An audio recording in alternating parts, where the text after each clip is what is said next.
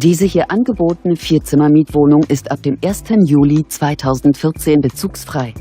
Die gut gepflegte Etagenwohnung befindet sich in Schwerin-Paulsstadt.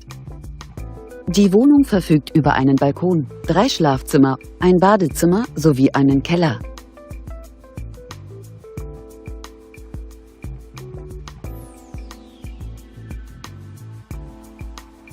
Die Etagenwohnung bietet eine Wohnfläche von ca. 89 Quadratmetern.